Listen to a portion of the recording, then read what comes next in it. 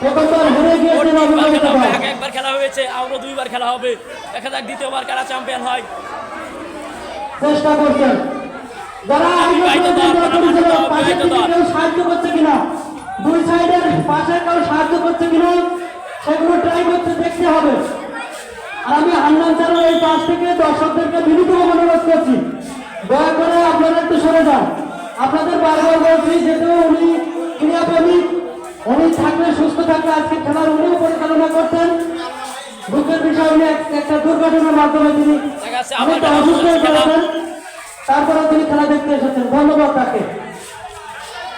আবারও শুরু হতে যাচ্ছে। আবারও চ্যাম্পিয়ন হতে যাচ্ছে, আবারও চ্যাম্পিয়ন হয়ে গেল বিবাহিত দল। মুরব্বীরা জিতে গেছে, 3 বলে 2-0 চ্যাম্পিয়ন হয়ে গেল বিবাহিত দল। 8টা বিবাহিত দল, 8টা অবিবাহিত দল বিভাজিত করে চ্যাম্পিয়ন হলো 8টা বিবাহিত দল। হেরে গেল। হ্যাঁ, 3টি খেলার 2-0 জিতে চ্যাম্পিয়ন হয়ে গেল 8টা বিবাহিত দল।